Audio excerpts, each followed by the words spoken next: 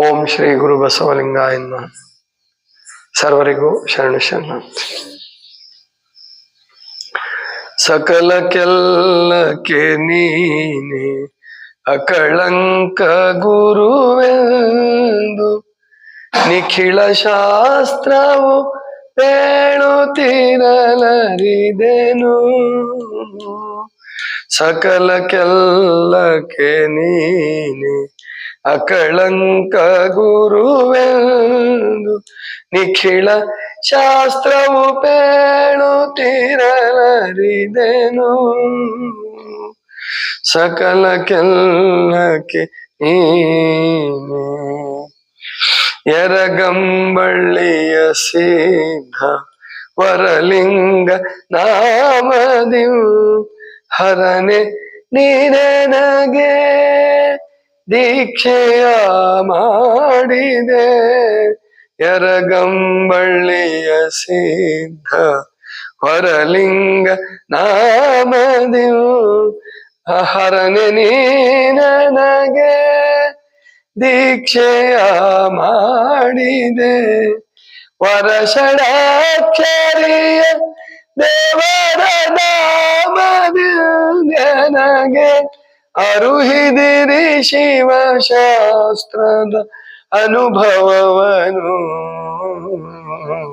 ಸಕಲಕ್ಕೆಲ್ಲಕ್ಕೆ ನೀನೆ ಅಕಳಂಕ ಗುರುವೆಂದು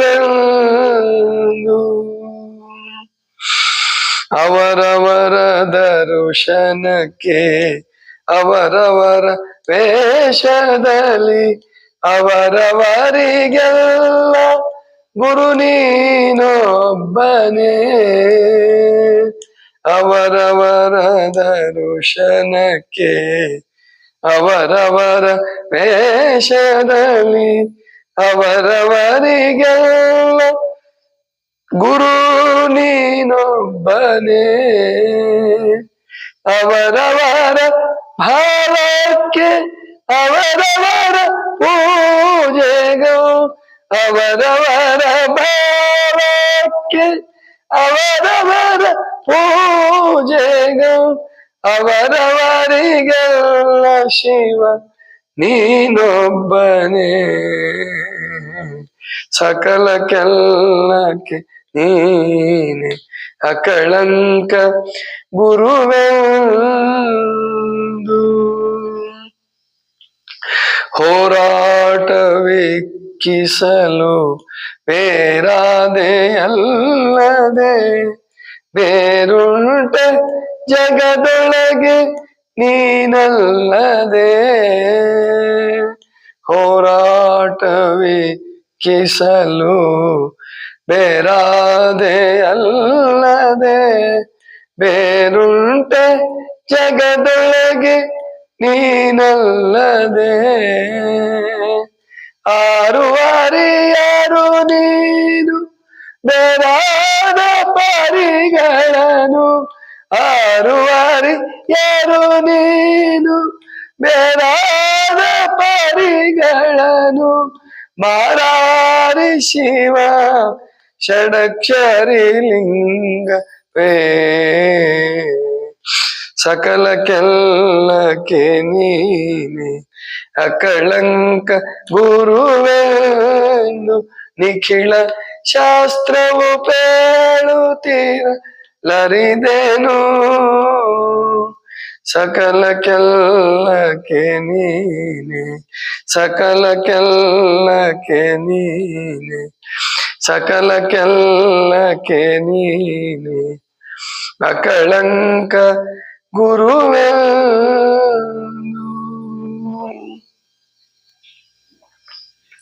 ಇದು ಮುಪ್ಪಿನ ಷಡಕ್ಷರಗಳು ಅನ್ನುವಂತಹ ಒಬ್ಬ ಶಿವಯೋಗಿಗಳ ಪದ್ಯ. ಮುಪ್ಪಿನ ಷಡಕ್ಷರಿಗಳು ಅಂತಂದ್ರೆ ದಕ್ಷಿಣ ಕರ್ನಾಟಕದಲ್ಲಿ ಏನಿವಾಗ ಮೈಸೂರು ಚಾಮರಾಜನಗರ ಅಲ್ಲಿ ಕೊಳ್ಳೇಗಾಲ ತಾಲೂಕು ಅಂತ ಬರುತ್ತೆ. ಅಲ್ಲಿ ಚಿಲಕವಾಡಿ ಅಂತ ಒಂದು ಊರಿದೆ. ಅಲ್ಲಿ ಶಂಭುಲಿಂಗನ ಬೆಟ್ಟ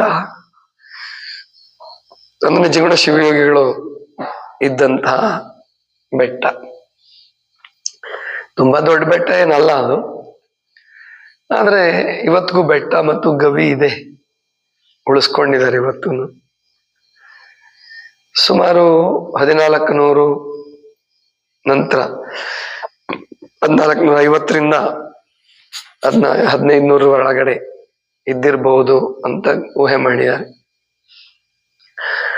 ಅಲ್ಲಿ ಮುಪ್ಪಿನ ಷಡಕ್ಷರಿಗಳದ್ದು ಕೂಡ ಒಂದು ಗವಿ ಇದೆ ಪಕ್ಕದಲ್ಲೇ. ನಿಜಗುಣ ಶಿವಗಳ ಗವಿ ಪಕ್ಕದಲ್ಲೇನೆ ಮುಪ್ಪಿನ ಷಡಕ್ಷರಿಗಳ ಗವಿನೂ ಇದೆ. ಈ ಮುಪ್ಪಿನ ಷಡಕ್ಷರಿಗಳು ಸಂಪೂರ್ಣವಾಗಿ ಬಸವಣ್ಣನವರ ಮಾರ್ಗದಲ್ಲಿ, ಶರಣ ಮಾರ್ಗದಲ್ಲೇ ನಡೆದಂಥವ್ರು. ಒಂದು 85-90 ಹಾಡುಗಳು ಅವ್ರದ್ದು ಸಿಕ್ಕಿದೆ. ನೀವು ಹಳೆ ಕಾಲದವರು ಅಂದ್ರೆ ನಮಗಿಂತ ಹಿಂದಿನ ಸಿಲೆಬಸ್ 70ರ ದಶಕ, 60-70ರ ದಶಕದಲ್ಲಿ 4ನೇ ಕ್ಲಾಸ್ಗೇನೋ ಒಂದು ಪದ್ಯ ಇತ್ತು ಅಂತ ಕಾಣಿಸುತ್ತೆ. ತಿರುಕನೋರ್ವ ನೂರ ಮುಂದೆ ಮುರುಕು ಧರ್ಮಶಾಲೆಯಲ್ಲಿ ಹೊರಗಿರುತ್ತಿರಲೊಂದ ಕನಸ ಕಂಡ ನಿಂತೇನೆ. ಅದು ಅವ್ರ ಪದ್ಯನೇ, ಅದು ಮುಪ್ಪಿನ ಷಡಕ್ಷರಿಗಳ ಪದ್ಯ. ಅದ್ಭುತವಾದಂತ ಕಥೆ ಅದು. ಒಂದು ಕಥೆನ ಪದ್ಯದ ರೂಪದಲ್ಲಿ ಮಾಡಿದರು. ಆಮೇಲೆ ನಮ್ಮ ಶರಣರು ಸಾಮಾನ್ಯವಾಗೆಲ್ಲ ಹಾಡ್ತಿರಲ್ಲ, ಎಲ್ಲ ಶರಣರ ನೆನೆದು ಇಲ್ಲಿ ನಾನತನಾಗಿ,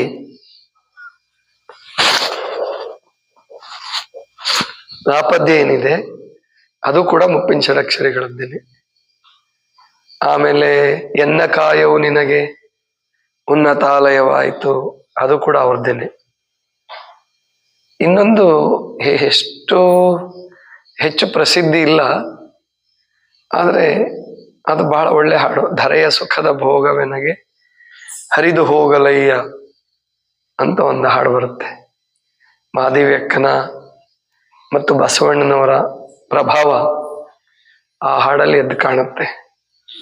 ಇಂತಹ ಒಳ್ಳೊಳ್ಳೆ ಹಾಡುಗಳನ್ನ ಕೊಟ್ಟಂತಹವರು ಮುಪ್ಪಿನ ಷಡಕ್ಷರಿಗಳು. ಇನ್ನು ಅತ್ಯಂತ ಪ್ರಸಿದ್ಧವಾದಂತಹ ಹಾಡು ಅಂದ್ರೆ ಇದು ನಾನು ಹಾಡಿದ್ದೇನೆ. ಸಕಲಕ್ಕೆಲ್ಲಕ್ಕೆ ನೀನೇ ಅಕಳಂಕ ಗುರುವೆಂದು ನಿಖಿಳ ಶಾಸ್ತ್ರವು ಪೇಳುತ್ತಿರಲರಿದೆನು. ಅಂದ್ರೆ ಇಲ್ಲಿ ಮುಪ್ಪಿನ ಷಡಕ್ಷರಿಗಳ ವಿಶಾಲ ದೃಷ್ಟಿ ಮತ್ತು ಗುರುಭಕ್ತಿ ಎಲ್ಲವೂ ವ್ಯಕ್ತ ಆಗಿದೆ. ಈ ಜಗತ್ತಿನಲ್ಲಿ ಯಾವುದೇ ಧರ್ಮ ಇರಲಿ, ಯಾವುದೇ ಮತ ಇರಲಿ, ಯಾವುದೇ ಪಂಥ ಇರಲಿ, ಕಡೆಗೆ ಯಾವ ಧರ್ಮ ಮತ ಪಂಥನೂ ಒಪ್ಪದೇ ಇದ್ರು ಕೂಡ ದೇವರನ್ನು ಒಪ್ಪೋದು ಬೇಡ ಅವನು. ಆದ್ರೆ ಅಧ್ಯಾತ್ಮ ಜೀವಿಗಳ ಪ್ರಕಾರ ಎಲ್ಲಾ ಅಧ್ಯಾತ್ಮ ಜೀವಿಗಳು, ಉಪನಿಷತ್ತು, ವೇದ ಉಪನಿಷತ್ತುಗಳಿಂದ ಹಿಡ್ಕೊಂಡು ವಚನ ಸಾಹಿತ್ಯದವರೆಗೆ, ದಾಸ ಸಾಹಿತ್ಯವರೆಗೆ ಎಲ್ಲರೂ ಹೇಳೋದೇನಪ್ಪಾ ಅಂದ್ರೆ ಒಳಿತು ಮತ್ತು ಕೆಡುಕು ಎರಡೂ ಪರಮಾತ್ಮನ ಸೃಷ್ಟಿಯೇ. ಎರಡು ಪರಮಾತ್ಮನ ಸೃಷ್ಟಿ.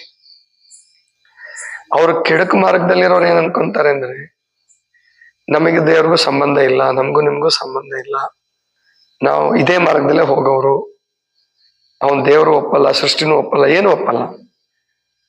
ಅವ್ರ ತಾತ್ಕಾಲಿಕ, ತುಂಬಾ ತಾತ್ಕಾಲಿಕವಾದದ್ದು ಚಟಗಳಿರ್ಬೋದು, ಅಥವಾ ಅವ್ರದ್ದೇನು ವೈಯಕ್ತಿಕ ದುರ್ಗುಣಗಳೇ ಇರ್ಬೋದು, ತಮ್ಮ ನಿಲುವು ಒಟ್ಟು ಅದಕ್ಕೆ ಅಂಟ್ಕೊಂಡ್ಬಿಟ್ಟು, ಅಥವಾ ಯೋಚನೆನೂ ಮಾಡಲ್ಲ ಅವನು. ಈಗ ಒಬ್ಬ ಬಾರ್ಗೆ ಹೋಗೋನು ಕುಡುಕ ನಾಳೆ ಏನು, ನಾಡಿದ್ದೇನು, ಮುಂದೇನು, ಮಕ್ಕಳದೇನು ಅಂತ ಯೋಚನೆ ಮಾಡ್ಬಿಟ್ರೆ ಅವ್ನು ಕುಡಿಯೋದೇ ಇಲ್ಲ. ಅವನಿಗೆ ನಾಳೆ ಚಿಂತೆ ಇಲ್ಲ, ನಾಡಿದ್ರು ಚಿಂತೆ ಇಲ್ಲ, ಇವತ್ತು ಕುಡಿಬೇಕಷ್ಟೆ. ಒಬ್ಬ ವ್ಯಭಿಚಾರಿ ಅಥವಾ ಒಬ್ಬ ಅತ್ಯಾಚಾರಿ ಅವನಿಗೆ ನಾಳೆ ನನಗೆ ಅತ್ಯಾಚಾರ ಮಾಡಿದ್ರೆ ಜೈಲಾಗತ್ತೆ, ಗಲ್ಲಾಗತ್ತೆ ಅಂತ ಯೋಚನೆ ಮಾಡಿದ್ರೆ ಅವನೆಂದೂ ಅತ್ಯಾಚಾರ ಮಾಡೋದಿಲ್ಲ. ಅಂದ್ರೆ ಅವರಿಗೆ ಯಾವ ಚಿಂತೆ ಏನೂ ಇರೋದಿಲ್ಲ. ಪ್ರಾಣಿಗಳ ತರ, ಪ್ರಾಣಿಗಳಿಗಾದ್ರೂ ಇನ್ನೂ ಕೆಲವು ಲಿಮಿಟೇಷನ್ಸ್ ಇರುತ್ತೆ. ಈ ಕೆಟ್ಟ ಮಾರ್ಗದಲ್ಲಿ ಇರ್ತಕ್ಕಂಥವ್ರು ಏನು ಲಿಮಿಟೇಷನ್ಸ್ ಇಲ್ಲ ಅವನಿಗೆ. ಅದಕ್ಕೋಸ್ಕರನೇ ಪ್ರಾಯಶಃ ಮನುಷ್ಯ ಜೈಲು ಅನ್ನುವಂಥದ್ದನ್ನು ಕಂಡಿಡ್ದು ಇಂಥವ್ರನ್ನ ಒಳಗಡೆನೆ ಇಟ್ಬಿಡೋಣ. ಹೇಗೆ ಸುಗಾರ್ಡಲ್ಲಿ ಪ್ರಾಣಿಗಳನ್ನ ಇಟ್ಟಿರ್ತಾರೆ, ನೋಡಕ್ಕೋಸ್ಕರ ಇಟ್ಟಿರ್ತಾರ, ಆದ್ರೆ ಅಲ್ಲಿ ಮನುಷ್ಯರನ್ನ ಇಟ್ಟಿರ್ತಾರೆ ಜೈಲಲ್ಲಿ, ನೋಡಕ್ಕೋಸ್ಕರ ಅಲ್ಲ, ಪರಿವರ್ತನೆ ಆಗ್ತಾರೇನೋ ಅನ್ನೋ ಕಾರಣಕ್ಕೆ. ಅಂದ್ರೆ ಒಟ್ಟು ಅಧ್ಯಾತ್ಮ ಜೀವಿಗಳಿಗೂ ಲೌಕಿಕ ಅಂದ್ರೆ ಬೇರೆ ವಾಮ ಮಾರ್ಗದಲ್ಲಿರ್ತಕ್ಕಂಥವ್ರಿಗೂ ವ್ಯತ್ಯಾಸ ಇಷ್ಟೇ. ಅಧ್ಯಾತ್ಮ ಜೀವಿಗಳು ಪರಮಾತ್ಮನನ್ನು ಯಾರು ಒಪ್ತಾರೋ ಅವರು ಒಳಿತು ಮತ್ತು ಕೆಡುಕು ಎರಡು ಅವಂದೇ ಸೃಷ್ಟಿ ಅಂತ ಅನ್ಕೊಂತಾರೆ. ಹಾಗಾಗಿ ಕೆಟ್ಟವ್ರ ಬಗ್ಗೆ ಅವ್ರಿಗೆ ಏನೂ ಇರಲ್ಲ,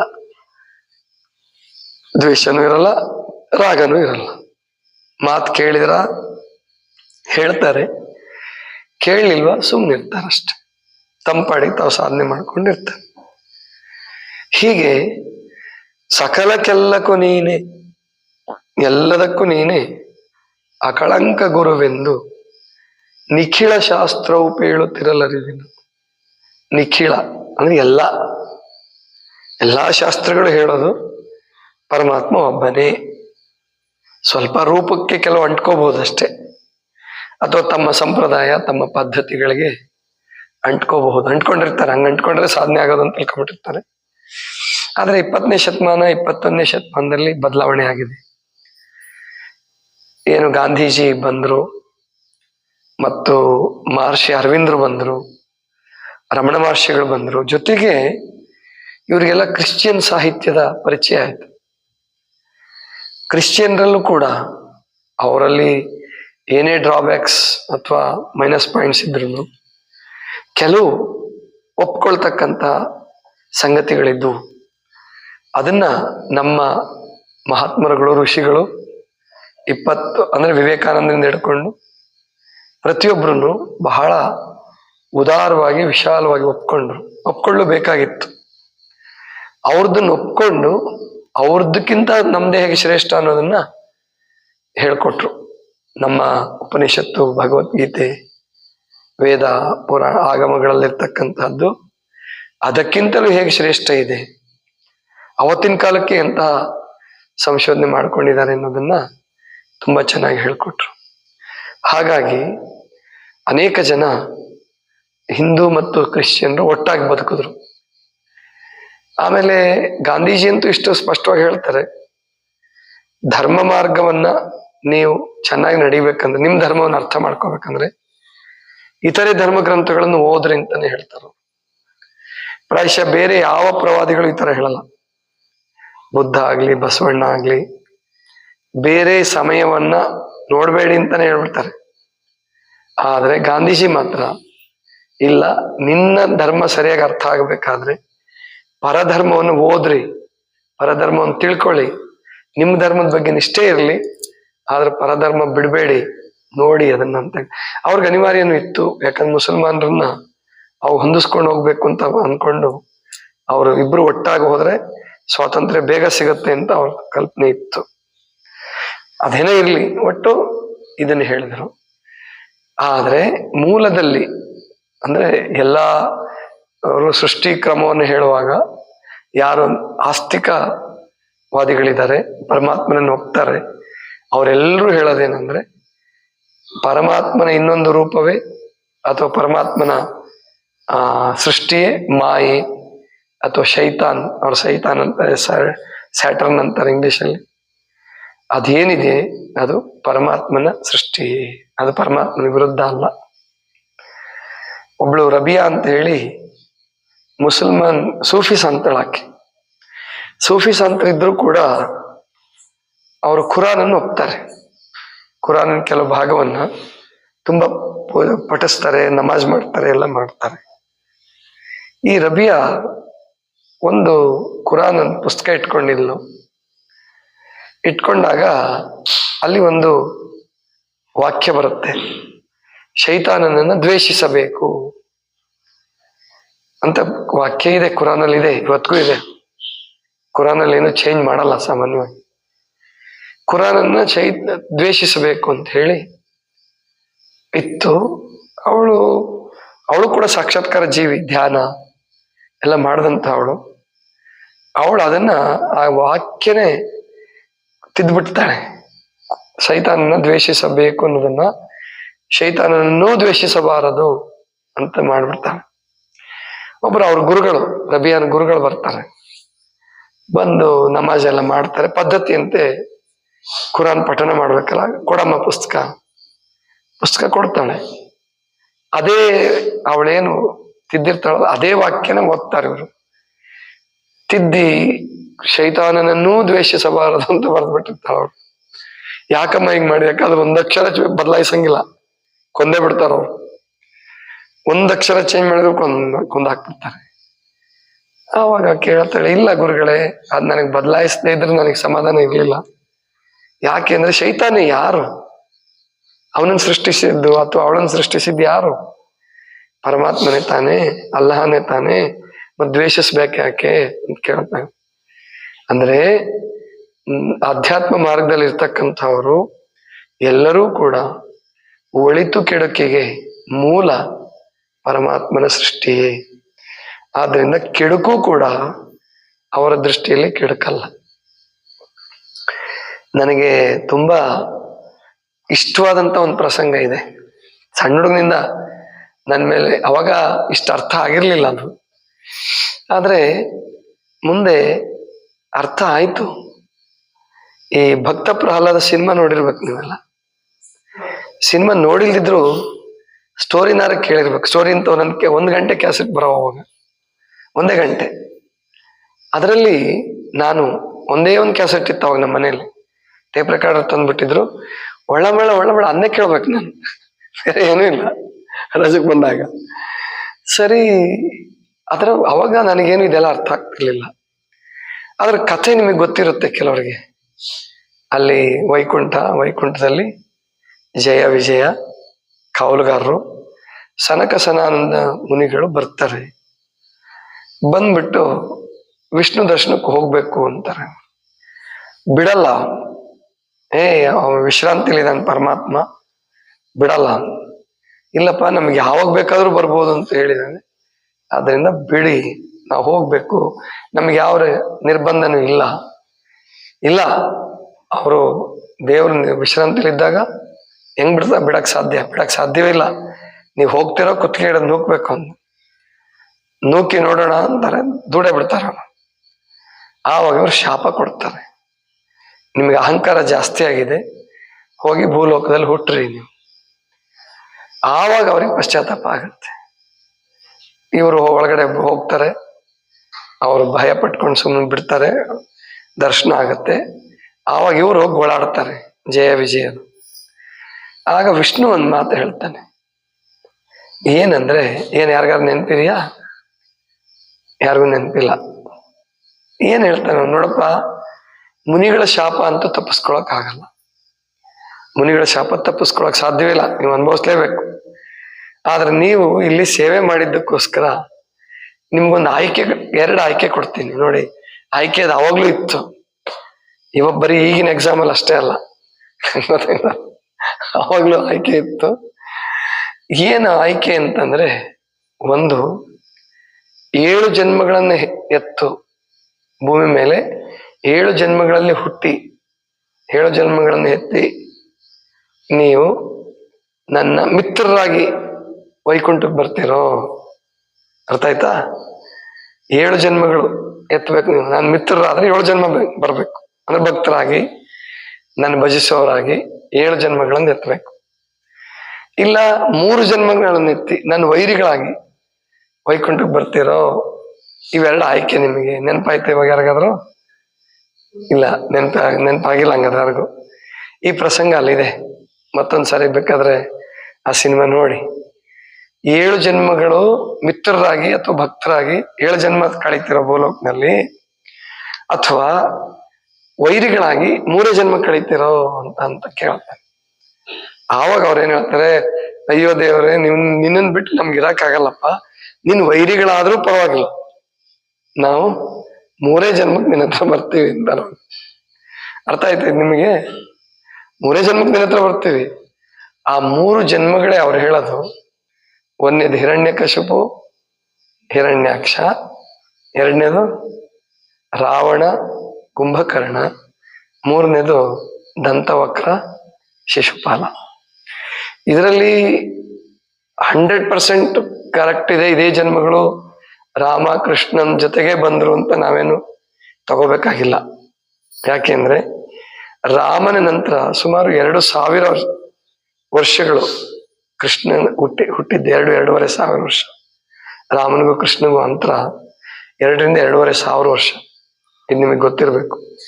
ಆರ್ಕಿಯಲಾಜಿಕಲ್ ಡಿಪಾರ್ಟ್ಮೆಂಟ್ನವರು, ಪುರಾಣದವರೆಲ್ಲ ಹೇಳೋ ಪ್ರಕಾರ ರಾಮನಿಗೂ ಕೃಷ್ಣನಿಗೂ 2-2.5 ಸಾವಿರ ಜನ್ಮ, ಅಂದ್ರೆ ವರ್ಷಗಳ ವ್ಯತ್ಯಾಸ. ಅದರಲ್ಲಿ ಇವ್ರು ಅದಾಗೆ ಬಂದ್ರು, ಅವ್ರ ಜೊತೆಗೆ ಬಂದ್ರು, ಮುಂದೆ ವೈಕುಂಠಕ್ಕೆ ಹೋದ್ರು ಅಂತ ಏನಲ್ಲ. ಅದರಲ್ಲಿ ಎಷ್ಟು ನಿಜ ಇದೆಯೋ, ಎಷ್ಟು ವಾಸ್ತವ ಇದೆಯೋ, ವಾಸ್ತವ ಇಲ್ವೋ ನಮಗೆ ಗೊತ್ತಿಲ್ಲ. ಅದನ್ನ ಯಾರು ಪ್ರೂವ್ ಮಾಡಕ್ಕೂ ಸಾಧ್ಯವಿಲ್ಲ, ಪ್ರೂವ್ ಮಾಡ್ಲಿಕ್ಕೆ ಆಗಲ್ಲ, ಸಾಬೀತುಪಡಿಸುವಂಥವಲ್ಲ ಅವು, ನಂಬಿಕೆಯ ವಿಷಯಗಳಷ್ಟೇ. ಆದ್ರೆ ನನಗಿಲ್ಲಿ ಬೇಕಾಗಿರೋದಿಷ್ಟೇ, ಏನಪ್ಪಾ ಅಂದ್ರೆ ಭಕ್ತ ಜನ್ಮ ಏನಿದೆ ಅದು ಸ್ಲೋ ಪ್ರೊಸೆಸ್, ಗೊತ್ತಾಯ್ತಲ್ವಾ? 1, 2, 3, 4 ಹಿಂಗ್ ಹೋಗೋದು. ಇದಕ್ಕೇನಂತಾರೆ, ಗಣಿತದಲ್ಲಿ ಏನ್ ಹೇಳ್ತಾರಲ್ರಿ ಇದಕ್ಕೆ, 1, 2, 3, 4, 5 ಅಸೆಂಡಿಂಗ್ ಅಲ್ಲ. ಒಂದು ಈ ಮಲ್ಟಿಪಲ್ ಮತ್ತು ಇನ್ನೊಂದು ಈಗ ಇಂಟು ಹಾಕೊಂಡು ಹೋಗ್ತಿರಲ್ಲ, 1, 2, 4, 8, 16 ಹಿಂಗ ಹೋಗೋದ್ ಬೇರೆ, 1, 2, 3 ಹಂತ ಹೋಗೋದ್ ಬೇರೆ. ಅದಕ್ಕೆ ಅಲ್ಲ ಕಣಪ್ಪ, ಈ ಪ್ಲಸ್ ಪ್ಲಸ್ ಪ್ಲಸ್ ಮಾಡ್ಕೊಂತ ಹೋಗೋದ್ ಬೇರೆ, ಇಂಟು ಮಾಡ್ಕೊಂತ ಹೋಗೋದ್ ಬೇರೆ. ಮಲ್ಟಿಪಲ್ ಇಂಟು ಬರ್ತದಲ್ಲ, ಅದು ಮಲ್ಟಿಪಲ್. ಇದಕ್ಕೆ 1, 2, 3 ಏನಕ್ಕೆ ಇಂಗ್ಲಿಷ್ ಅಲ್ಲಿ ಇದೆ, ಅದು ಮ್ಯಾಥಮೆಟಿಕ್ಸ್ ಅಲ್ಲಿ ಬರುತ್ತೆ. ನನಗೆ ಮರ್ತೋಗಿದೆ, ನಾನು ಮ್ಯಾಥಮೆಟಿಕ್ಸ್ ಅಲ್ಲಿ ವೀಕ್ ಇದ್ದೆ ನಾನು. ಅಂದ್ರೆ ಇಲ್ಲಿ ಏನಪ್ಪಾ ಅಂದ್ರೆ ಕೆಟ್ಟವ್ರಿಗೂ ಕೂಡ ಅವ್ರಿಗೆ ಪರಮಾತ್ಮನ ಅನುಗ್ರಹ ಬೇಗನೆ ಆಗತ್ತೆ ಅಂತ ಹೇಳಕ್ಕೆ. ಕೆಟ್ಟವ್ರಿಗೇನೆ ಪರಮಾತ್ಮನ ಅನುಗ್ರಹ ಬೇಗ ಆಗ್ಬಿಡ್ಬೋದು. ನಿಧಾನಕ್ಕೆ ಒಳ್ಳೆ ಮಾರ್ಗದಲ್ಲಿ ಆರಾಮಾಗಿ ಹೋಗೋರಿಗೆ ನಿಧಾನನೇ ಆಗ್ಬೋದು ಅನ್ನುವ ಅರ್ಥ ಇಲ್ಲಿ. ಅಂದ್ರೆ ದೇವರ ಅನುಗ್ರಹ ಯಾವ ರೂಪದಲ್ಲಿ ಯಾರಿಗೆ ಯಾವಾಗ ಹೇಗೆ ಆಗತ್ತೆ ಅನ್ನೋದನ್ನ ನಿರ್ಣಯ ಮಾಡ್ಲಿಕ್ಕೆ ಆಗಲ್ಲ ಅಂತ ಹೇಳೋದು. ಆದ್ರಿಂದ ಕೆಟ್ಟವರು ಪರಮಾತ್ಮನಿಂದ ಹೊರತಾಗಿಲ್ಲ. ಅದಕ್ಕೆ ಇಲ್ಲಿ ಮುಪ್ಪಿನ ಷಡಕ್ಷರಗಳೇನಪ್ಪಾ ಅಂದ್ರೆ, ಸಕಲಕ್ಕೆಲ್ಲಕ್ಕೆ ನೀನೆ ಅಕಳಂಕ ಗುರುವಿಂದು ನಿಖಿಳ ಶಾಸ್ತ್ರ ಉಪ ಹೇಳುತ್ತಿರಲ್ಲರಿ, ಎರಗಂಬಳಿಯ ಸಿದ್ಧ ವರಲಿಂಗನಾಮದಿ ಹರನಿ ನೀ ನನಗೆ ದೀಕ್ಷೆಯನ್ನು ಮಾಡಿದೆ. ಎರಗಂಬಳಿಯ ಸಿದ್ಧಲಿಂಗರು ಅಂತ ಹೇಳಿ ಅವ್ರ ಗುರುಗಳು. ಎರಗಂಬಳ್ಳಿ ಅಂತ ಊರಿದೆ ಅಲ್ಲಿ. ಆ ಎರಗಂಬಳಿಯ ಸಿದ್ಧಲಿಂಗೇಶ್ವರರು ಅವ್ರಿಗೆ ಅನುಗ್ರಹ ಮಾಡಿದ್ರು. ಎರಗಂಬಳಿಯ ಸಿದ್ಧ ವರಲಿಂಗ ನಾಮದಿಂ ಹರನಿ ನೀ ನನಗೆ ದೀಕ್ಷೆಯ ಮಾಡಿ, ವರ ಷಡಕ್ಷರಿಯ ದೇವರ ನಾಮದಿಂದ ನನಗೆ ಅರುಹಿದಿರಿ ಶಿವಶಾಸ್ತ್ರದ ಅನುಭವವನ್ನು. ಅವರವರ ದರ್ಶನಕ್ಕೆ, ಅವರವರ ವೇಷದಲ್ಲಿ ಅವರವರಿಗೆಲ್ಲ ಗುರು ನೀನೊಬ್ಬನೇ, ಅವರವರ ಭಾವಕ್ಕೆ ಅವರವರ ಪೂಜೆಗಂ ಅವರವರಿಗೆಲ್ಲ ಶಿವ ನೀನೊಬ್ಬನೇ. ಎಲ್ಲರಿಗೂ ಅನುಗ್ರಹ ಮಾಡ್ತಕ್ಕಂಥ ಪರಮಾತ್ಮ ಒಬ್ಬನೇ. ಹೋರಾಟವಿಕ್ಕಿಸಲು ಬೇರಾದೆ ಅಲ್ಲದೆ, ಬೇರುಂಟೆ ಜಗದೊಳಗೆ ನೀನಲ್ಲದೆ, 6 ಅರಿಯರು ನೀನು ಬೇರಾದ ಪರಿಗಳನ್ನು ಮಾರಾರಿ ಶಿವ ಷಡಕ್ಷರಿ ಲಿಂಗವೇ. ಈ ಜಗತ್ತಿನಲ್ಲಿ ಪರಮಾತ್ಮ ಮಾಯೆಯನ್ನು ಒಡ್ಡಿದಾನಷ್ಟೆ. ಜಗಳ ನಡೀತಿರ್ಬೇಕು, ಲೀಲೆ ನಡೀತಿರ್ಬೇಕು, ಜಗತ್ತು ನಡಿಬೇಕು ಅನ್ನೋ ಕಾರಣಕ್ಕೆ ಬೇರೆಯಾಗಿ ತೋರ್ತಾನೆ ಹೊರತು, ಅವನು ಸಾತ್ವಿಕ ಮಾರ್ಗದಲ್ಲಿ ಇರ್ತಕ್ಕಂಥವರಿಗೆ, ದೈವಿ ಪಥದಲ್ಲಿ ನಡೆಯುವವರಿಗೆ ಹೋರಾಟ, ಜಗಳ, ಕೋಪ, ತಾಪ, ಕದನ ಇಲ್ಲ. ಅಲ್ಲಿ ಒಂದೇ, ನಿನ್ಗನುಕೂಲ ಮಾಡ್ಕೊಡೋದು ನಾನು, ನನಗೂ ಅನುಕೂಲ ಮಾಡ್ಕೊಡೋದು ನೀ. ಕಿತ್ಕೊಳ್ಳೋದು ಅದು ರಾಜಕೀಯ, ಕೊಟ್ಟು ಬದುಕೋದು ಧರ್ಮ. ಇಷ್ಟೇ. ಇವಾಗ ಭಾರತದಲ್ಲಿ ರಾಜಕೀಯ ಜೋರಾಗಿ ನಡೆದಿದೆ, ಆದ್ರೆ ಧರ್ಮ ಇಲ್ಲ. ನಮ್ಮಲ್ಲಿ ಧರ್ಮ ಕಾಲ ಇದ್ದಲ್ಲಿ ಹೆಂಗಿತ್ತಪ್ಪ ಅಂದ್ರೆ ಕಿತ್ಕೊಳ್ಳೋ ಮಾತೇ ಇಲ್ಲ, ಕೊಡೋದಷ್ಟೇ. ಕೊಡೋದು ಪ್ರತಿಯೊಬ್ರು ಕೊಡೋದು. ಬಸವಣ್ಣ ಕಲ್ಸಿದ್ದು ಅದನ್ನೇ. ಮೇದಾರಕೇತೆಯ ಬಡವ ಇದ್ರು ಅವರು ಕೊಡೋದೆ. ಅವ್ರು ಎಷ್ಟು ಒಂದೇ ಬುಟ್ಟಿ ಎಣಿದ್ರು ಅದ್ರಲ್ಲಿ ಏನ್ ಬರುತ್ತೋ ತಮ್ಮ ಹೊಟ್ಟೆ, ಅದು ಮೊದಲು ತಮ್ಮ ಹೊಟ್ಟೆ ತುಂಬಿಸ್ಕೊಳ್ಳೋದಲ್ಲ, ಇನ್ನೊಬ್ಬರ ಹಸಿದ ಹೊಟ್ಟೆಯನ್ನು ತುಂಬಿಸಿ ಆಮೇಲೆ ನಮ್ಮ ಹೊಟ್ಟೆ ತುಂಬಿಸ್ಕೊಳ್ಳೋದು. ಇದೇ ದಾಸೋಹ, ಇದೇ ಧರ್ಮ. ಎಲ್ಲಾ ಧರ್ಮಗಳು ಕಲ್ಸೋದಿಲ್ಲ. ಪ್ರತಿಯೊಂದು ಧರ್ಮವು ನಿಜವಾಗಿ ಧರ್ಮ ಇದ್ರೆ, ಈ ಧರ್ಮವನ್ನ ಜನಸಂಖ್ಯೆ ಹೆಚ್ಚು ಮಾಡಕ್ಕೋಸ್ಕರ ಧರ್ಮ ಮಾಡ್ಕೊಂಡಿದ್ರೆ ಆ ಮಾತು ಬೇರೆ, ಅಲ್ಲಿ ಕಿತ್ಕೊಳ್ಳೋದಿರ್ತದೆ. ಅದು ರಾಜಕೀಯ, ಕೊಡೋದು ಧರ್ಮ. ಇದಿಷ್ಟು ಇವತ್ತಿನ ಚಿಂತನ ಸರ್ವರಿಗೂ. ಮತ್ತೆ ಇವತ್ತು ನಮ್ಮ ದೇವೇಂದ್ರಪ್ಪ ಅವರು ಬಂದಿದ್ದಾರೆ. ಬಹಳ ಸಾಧನಾ ಪಥದಲ್ಲಿ ಇರ್ತಕ್ಕಂಥ ಸಾಧಕರು ಅವರು. ಒಂದ್ ಕಡೆ ಅವರು ಟ್ಯಾಕ್ಸ್ ಕನ್ಸಲ್ಟೆಂಟ್, ಅವರು ಅಂದ್ರೆ ಆರ್ಥಿಕವಾಗಿ ಕೆಲಸ ಮಾಡ್ಬೇಕಾದಂಥವ್ರು. ಅದರ ಜೊತೆಗೆ ಒಡನಾಟ, ಫ್ಯಾಕ್ಟ್ರಿಗಳು, ಕಂಪನಿಗಳು, ವ್ಯಕ್ತಿಗಳು, ಅದರ ಜೊತೆಗೆ ಇರ್ತಕ್ಕಂಥದ್ದು ಅವ್ರದ್ದು. ಇನ್ನೊಂದು ಅವ್ರ ಹಾಬಿ ಏನಪ್ಪಾ ಅಂದ್ರೆ ಹವ್ಯಾಸ ಸಾವಯವ ಕೃಷಿ, ನೈಸರ್ಗಿಕ ಕೃಷಿ. ಶಿವಮೊಗ್ಗದ ಹತ್ರ ಅಲ್ಲಿ ಸಾವಳಂಗ ಅಂತ ಊರು ಬರುತ್ತೆ, ಅಲ್ಲಿ ಒಂದು ಚಿನ್ನಿಕಟ್ಟೆ ಅನ್ನೋಂಥ ಊರು. ನಾವು ಹೋಗಿದ್ದೀವಿ ಇವ್ರು ಸಾಕಷ್ಟು ಸಾರಿ ಇವ್ರ ಜಮೀನಿಗೆ. ಸುಮಾರು ಒಂದು 25 ಎಕರೆ ಇರಬಹುದು, ಹೌದಲ್ರಿ? 25 ಎಕರೆ ಪೂರ್ಣ ಸಾವಯವ ಕೃಷಿ. ಅದರಲ್ಲಿ ಯಾವುದೇ ರೀತಿಯ ಔಷಧಿ ಗೊಬ್ಬರ ಏನು ಹಾಕೋದಿಲ್ಲ ಅಂತಹ ಕೆಲಸ. ಅದು ಎಷ್ಟು ಚೆನ್ನಾಗಿ ಮಾಡ್ಕೊಂಡ್ರು ಅಂದ್ರೆ, ಇವಾಗ ಹೆಂಗಿದಾರೋ ನನಗೆ ಗೊತ್ತಿಲ್ಲ. ಆವಾಗ ನಾನು ನೋಡಿದಾಗ 4 ದಿವಸ ಹೊಲದಲ್ಲಿ, 4 ದಿವಸ ಬೆಂಗಳೂರಲ್ಲಿ, 3 ದಿವಸ ಹೊಲದಲ್ಲಿ. ಸೋಮವಾರದಿಂದ ಗುರುವಾರದವರೆಗೆ, ಸೋಮವಾರ, ಮಂಗಳವಾರ, ಬುಧವಾರ, ಗುರುವಾರ ಬೆಂಗಳೂರಲ್ಲಿ, ಗುರುವಾರ ರಾತ್ರಿ ಹತ್ತಿ ಶುಕ್ರವಾರ ಬೆಳಗ್ಗೆ ಬಂದ್ರೆ ಶುಕ್ರವಾರ, ಶನಿವಾರ, ಭಾನುವಾರ ಪೂರ್ಣ ಹೊಲದಲ್ಲಿ. ಹಿಂಗೆ ವರ್ಷಾನುಗಟ್ಲೆ ಮಾಡಿದ್ದಾರೆ. ಸುಮಾರು ಒಂದು 10, 20, 25 ವರ್ಷ ಹೀಗೆ ಮಾಡಿ ಮಕ್ಕಳೆಲ್ಲ ಸೆಟ್ಲ್ ಆದ್ಮೇಲೆ ಇವಾಗ ಹೆಚ್ಚು ಹೆಚ್ಚು ಹೊಲದಲ್ಲಿ ಕಾಲ ಕಳಿಬಹುದು ಅಂತ ಅನ್ಕೊಂಡಿದೀನಿ. ಮತ್ತೆ ಸಾವಯವ ಪದಾರ್ಥಗಳನ್ನು ತಗೊಂಡು ಎಲ್ಲಿದ್ರು ಜಾತ್ರೆ, ಸಾವಯವ ಜಾತ್ರೆ ಎಲ್ಲಿದ್ರು ಹೋಗ್ತಾರೆ, ತಾವೇ ಸ್ವತಃ ಹೊತ್ಕೊಂಡು ಹೋಗ್ತಾರೆ. ಕನ್ಯಾಕುಮಾರಿವರೆಗೆ ಕನ್ಯಾಕುಮಾರಿಯಿಂದ ಕಾಶ್ಮೀರದವರೆಗೂ ಸುತ್ತಿರ್ಬೋದೇನೋ ಹೆಚ್ಚು ಕಡಿಮೆ. ಅಂತಹ ಒಬ್ಬ ಭಕ್ತ ಜೀವಿ ಸಾಧಕರು ಇವತ್ತು ದಾಸೋಹಿಗಳು ಕೂಡ, ನಮಗೂ ಕೂಡ ದಾಸೋಹಿಗಳು. ಹೌದಾ? ಕೈಲಾಸ ಪರ್ವತ, ಮಾನಸ ಸರೋವರದವರೆಗೂ ಹೋಗಿ ಬಂದಿದ್ದಾರೆ. ಇಂಥ ಒಬ್ಬ ಸಾಹಸಿ. ಹೌದು, ಅವ್ರನ್ನೇನ್ ಹೇಳೋದು, ಅವರು ಸಾವಯವ ಕೃಷಿಕರು, ಸಾಹಸಿ, ಜೊತೆಗೆ ಕನ್ಸಲ್ಟೆಂಟ್ ಅಂದ್ರೆ ಸಲಹೆಗಾರರು, ಆಡಿಟರ್ ಅಂತಾನು ಹೇಳ್ಬೋದು. ಹೀಗೆ ಬಹುಮುಖ ವ್ಯಕ್ತಿತ್ವವನ್ನು ರೂಢಿಸ್ಕೊಂಡು ಚೆನ್ನಾಗಿ ಬದುಕ್ತಾ ಇದ್ದಾರೆ. ನಮ್ಮ ಮಠಕ್ಕೂ ಕೂಡ ದಾಸೋಹವನ್ನು ಸಲ್ಲಿಸ್ತಿರ್ತಾರೆ. ಅವ್ರಿಗೆ ದೇವರು, ವಿಶ್ವಗುರು ಬಸವಣ್ಣನವರು, ದಯಾಮಯನಂತ ಪರಮಾತ್ಮ ಆಯುರಾರೋಗ್ಯ ಸಕಲ ಸಂಪತ್ತನ್ನು ಕೊಟ್ಟು ಕಾಪಾಡಲಿ ಅಂತ ತಿಳ್ಕೊಂಡು ಹಾರೈಸಿ ನನ್ನ ಮಾತುಗಳನ್ನ ಇವತ್ತು ಮುಗಿಸ್ತಾ ಇದ್ದೀನಿ. ಸರ್ವರಿಗೂ ಶರಣು ಶರಣ.